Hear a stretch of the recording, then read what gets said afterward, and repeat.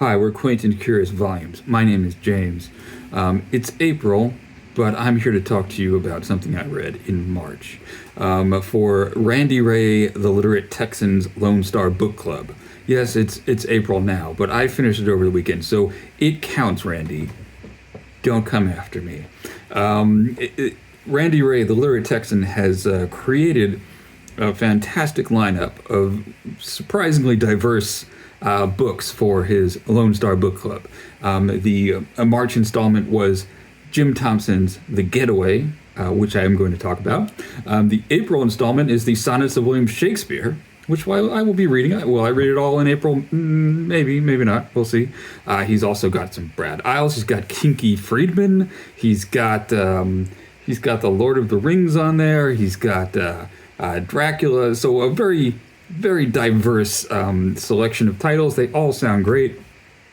And I don't know if I'm going to read everything along with the book club, but I'm gonna give it serious consideration. If you watched my March of the Mammoth tag video, you'll know that I have a lot of big books in process or planned for the rest of the year. But anyway, so The Getaway by Jim Thompson. Jim Thompson was what they call a hard-boiled crime writer. So the 1940s and 1950s were when he was writing books for, what we now call mass market books, but, little pulp paperbacks that you would get at a drugstore or a train station. And that would have those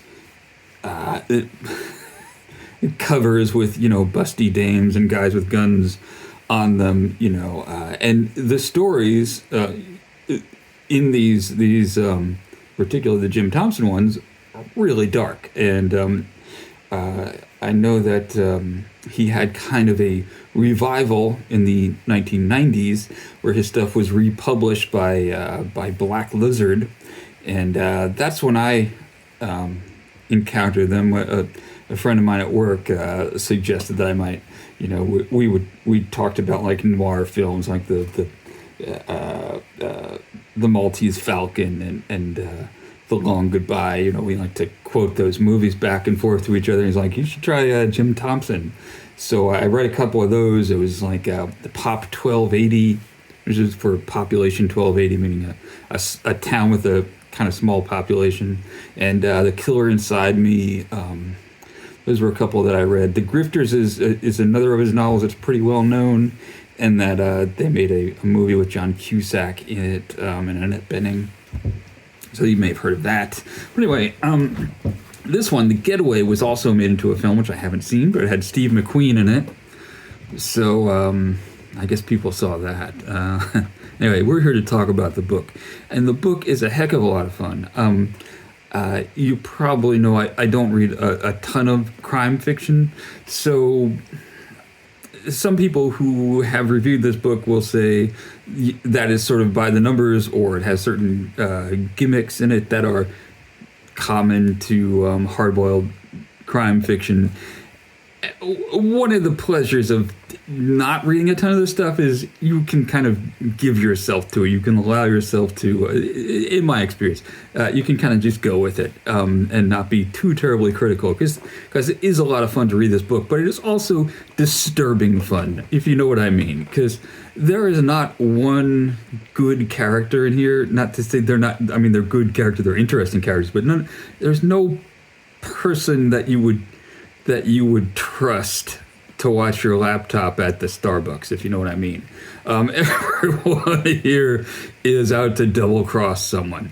Our central character, our protagonist, is a guy named Doc McCoy, who we're told over and over again is a criminal mastermind, but also an extremely likable person. Even though he leaves probably a dozen dead bodies in his wake throughout the course of this book. Not all of them are people who had it coming. A lot of them do, because everyone in this book is bad. But there are some people who just kind of happen to be in the wrong place at the wrong time, right? And we don't care about them, right? Because they were just getting in the way of his titular getaway. The other, his traveling companion is his wife Carol, who is we're told a couple of times is like 17 years younger than him. Doc McCoy has just gotten out of prison and is planning a big heist.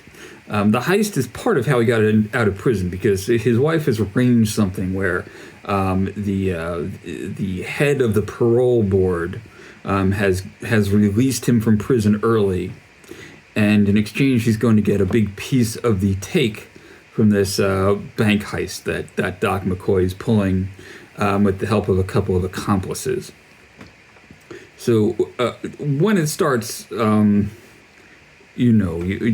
the first few chapters are different points of view, people involved in this job, and eventually we get Doc setting up kind of a sniper's nest in a little motel, and he has this extremely cool scene where the maid knocks on the door and he opens and he's like, just hold on a second. He goes back to the bathroom and he like gets off this shot with an air rifle, with a super high powered air rifle that knocks someone out, and he doesn't even look, and then he turns around and he's glad handing with the maid who wants to bring him extra towels because he's just such a great guy. Everyone just loves Doc McCoy, right? Even though he's just murdering people left and right. Anyway, so there are, as I'm told you can expect in this kind of novel, a bunch of double crossings and everyone kind of suspects everyone else. Doc even suspects Carol because, well, he doesn't know, he knows himself and he knows what he's capable of. He doesn't know what she's capable of. He doesn't know if she's ever gonna, because she's not a hardened lifelong criminal like he is. He doesn't know if she's gonna get tired and is gonna of this criminal life and is gonna jump out on him, and she doesn't know. Well, she's seen what Doc is capable of and doesn't know if she would ever become a burden to him and how quickly he would throw her over, right? So there's this kind of air of paranoia throughout the whole thing. Jim Thompson writes a couple of chapters, a couple of, I guess, set pieces that really get you into the psychology of these characters, that can feel really constricting and effective. Literally claustrophobic in the case of one of them, one chapter where you kind of feel like you're going insane with this character. And then there's a whole bunch of kind of passing characters who come in and have a little turn on the stage before all too often ending up getting murdered. There's a veterinarian character who we get a little glimpse of his life, and he travels with one of the criminals for a while before he's not. Let's leave it at that. Or the thief. There's a guy who we only know as the thief, and he tries to steal something from Doc, and it doesn't end well for him, as you might imagine. Not much of a spoiler there. The thing that is unusual, that I'm told is extremely unusual for a hard-boiled crime novel, is the ending of this book. The last chapter, the last 20, 25 pages, when, I guess it's not a big spoiler to say Doc and Carol do make their titular getaway. And we get a chapter in the destination that they have been trying to get to this whole time. And it becomes, well, it's really different, and it's still really well written. It kind of wraps around at the end to Doc and Carol again, and it ends on a note of, well, I think it's ambiguous. Maybe you've read it and you don't think it's ambiguous, but I guess I think it leaves it open to interpretation of what is going on exactly, and what is, to be precise, what is going to happen in the following hour after what has just happened. Anyway, I had a lot of fun reading this book. I would very much like to read another Jim Thompson. I don't think it would be healthy for a person to read a whole lot of Jim Thompson all in a row, if you know what I mean. But because I mean, he's got a cynical view of people, and I think a kind of similar cynicism that I see in Stephen King, and I don't read a lot of Stephen King, but in the what I have read of him and in the film adaptations of him, he seems to. I think Stephen King maybe shares this, or maybe kind of adapted some of it from Jim Thompson. I know Stephen King was a fan of Jim Thompson. This real jaundiced view of humanity, but there's also some complexity. There's a lot of subtlety to it, at least in some of these characters. So anyway, I recommend, if you find a copy of The Getaway, it's a quick read, it's a wild ride, it's a lot of fun.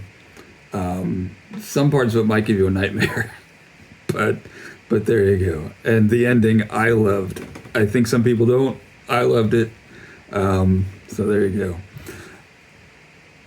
That's all I have. Look at little Louise over there. Hope you're doing well. Have you read any Jim Thompson? Let me know. Are there other hardcore writers, hard-boiled writers that are like Jim Thompson that I should give a try to? I don't know. Anyway, thanks for watching. Bye.